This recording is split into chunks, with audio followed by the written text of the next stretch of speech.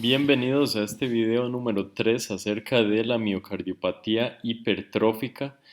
Eh, Fue una charla que yo di que estamos retomando para el que guste y le sirva. Las otras dos partes están en los links que voy a tratar de postear. YouTube no permite subir videos mayores a 15 minutos, es por esto que estamos en el video número 3. Entonces lo que estamos hablando a continuación es de la definición de estos pacientes. Entonces tomemos en cuenta la importancia del examen genético de estos pacientes en que nos va a poner en tres diferentes grupos posibles. Entonces, el típico paciente con la miocardiopatía hipertrófica genética va a ser lo que vamos a estar viendo en rojo a la izquierda. En el centro siempre tenemos una zona de posible incertidumbre en donde vamos a tener que definir hacia cuál lado del algoritmo vamos a ir para hacer los estudios y definir si es un paciente que tiene la mutación genética o no la tiene.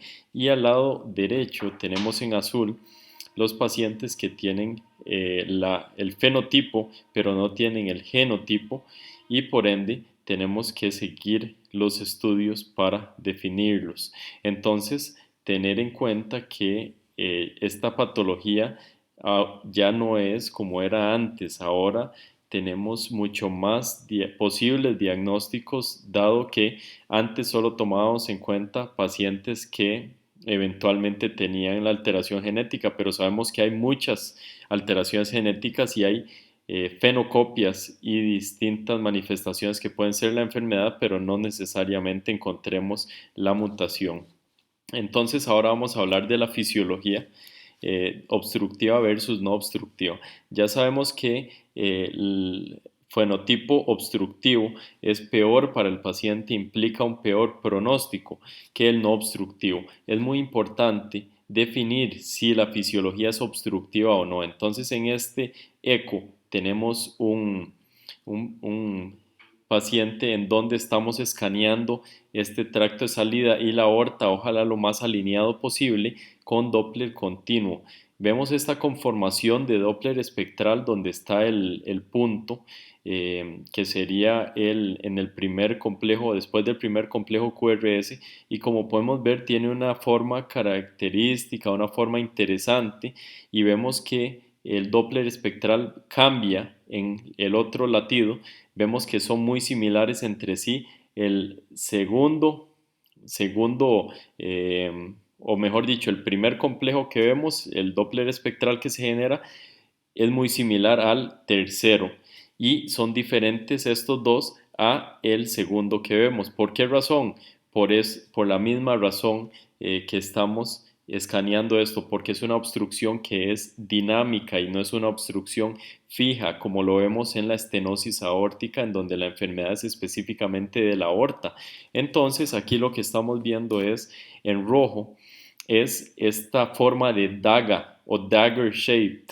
Esa forma de daga siempre debe hacernos pensar en obstrucción supravalvular, o sea, obstrucción que es dinámica.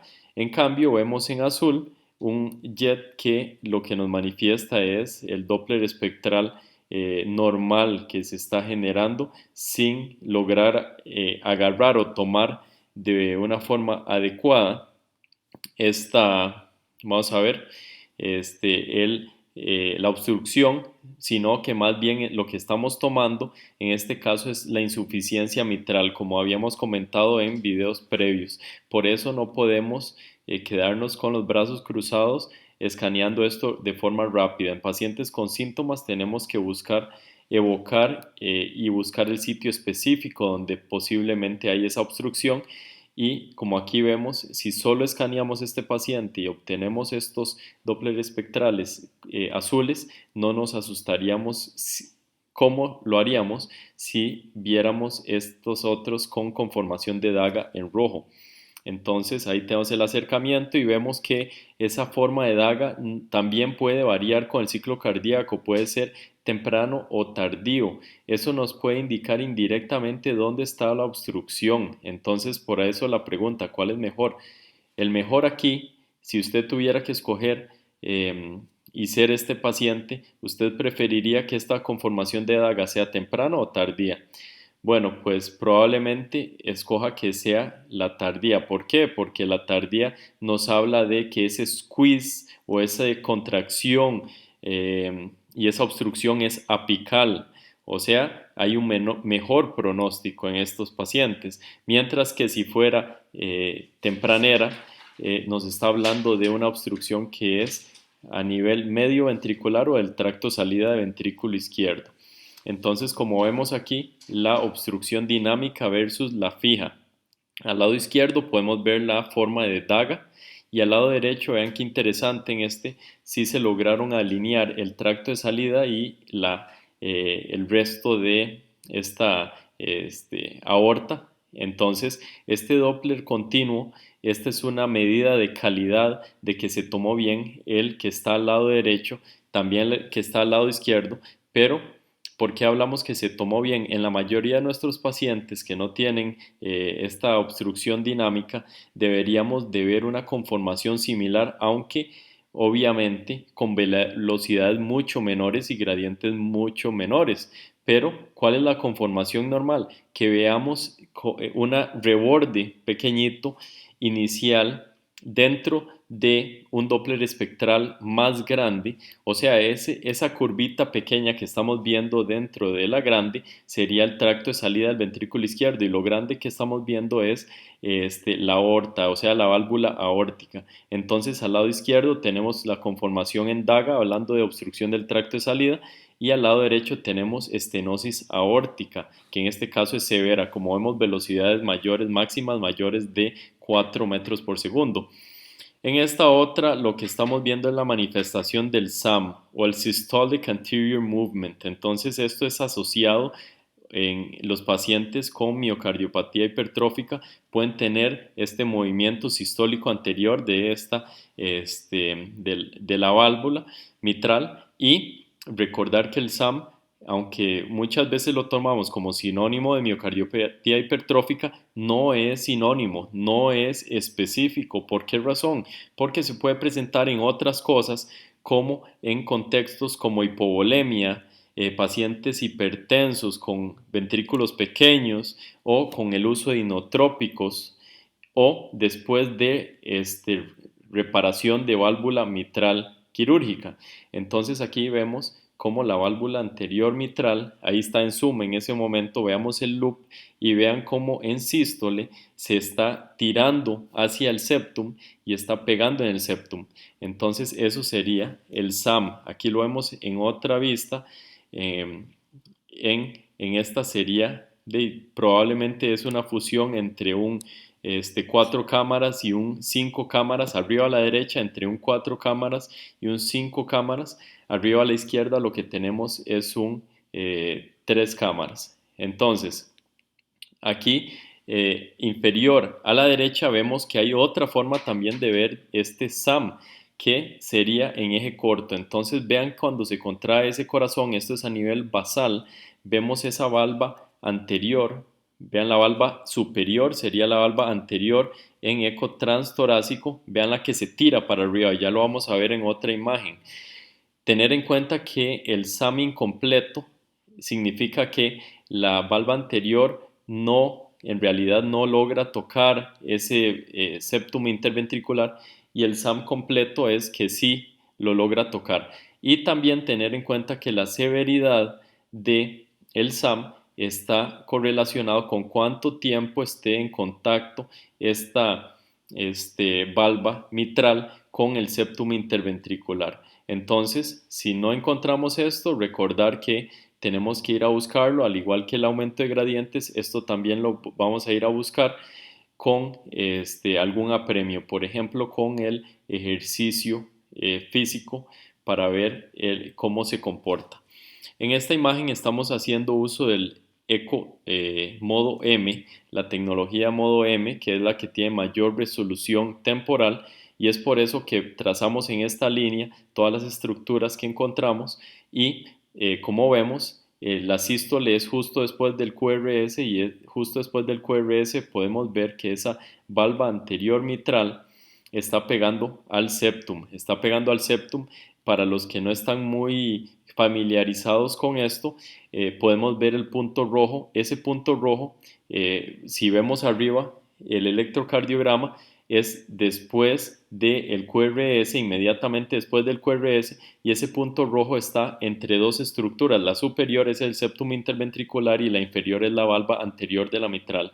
Como vemos, entonces hay un SAM. ¿Por qué? Porque están tocándose en sístole.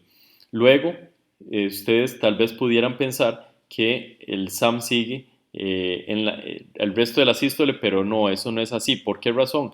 Porque lo que vemos que está tocando luego, casi tocando el septum, eso ya es en diástole. Como pueden ver, eso ya está después de la onda T. Así que en diástole esa válvula mitral está abierta y perfectamente puede estar tocando, sí, la movilidad de esa válvula y las valvas son normales.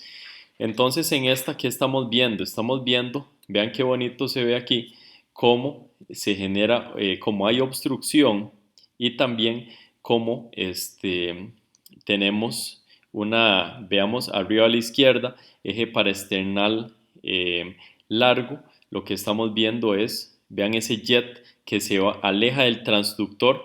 Ese jet que se aleja del transductor es una insuficiencia mitral que es excéntrica, que se asocia a ese SAM. Y en la imagen arriba a la derecha estamos viendo el aliasing de flujo o la turbulencia o esa coloración verduzca, que es el aumento de velocidad a través del tracto de salida del ventrículo izquierdo. Entonces, si tuviera puntero, con mucho gusto se los muestro, pero de momento no sabemos cómo hacer eso. Si alguien sabe, nos cuenta en la sección de comentarios, por favor. Y en cuanto a la obstrucción, ¿cuál es la definición de obstrucción? Recordemos que el gradiente pico mayor a 30 milímetros de mercurio es sinónimo de fisiología obstructiva, pero no es clínicamente relevante. Esto sucede en reposo en 1/3 de pacientes con miocardiopatía hipertrófica y es clínicamente relevante cuando es mayor a 50 milímetros de mercurio, o sea, hay que intervenirlo cuando es así. Entonces, cuando vamos a evaluar por obstrucción apical 5 cámaras o un 3 cámaras con Doppler color, hacerlo, escanearlo varias veces, tratar de alinearlo con el tracto de salida, eso es muy importante.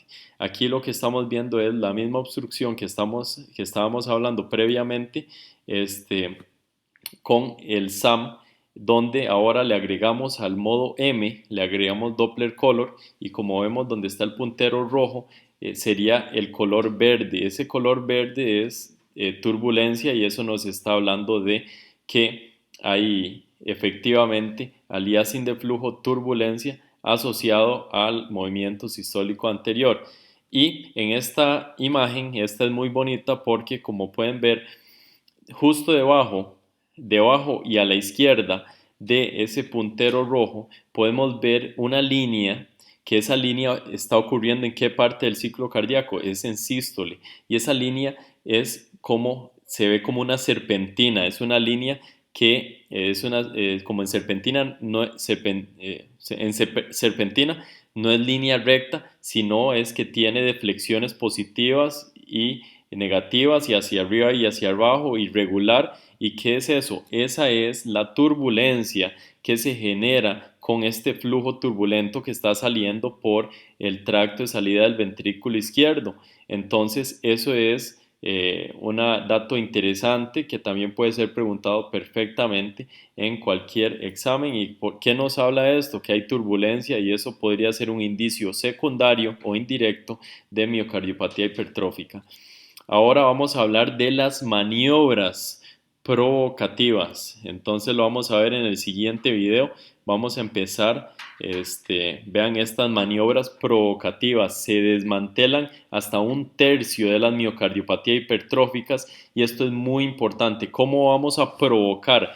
¿Y qué significa provocar? Es tratar de enseñar que hay un aumento de gradientes, que no solo ese paciente no tenía un gradiente bajo, sino que al provocarlo era un gradiente alto, y por ende peor pronóstico, y por ende intervención pronta. Eso lo hablaremos en el próximo video.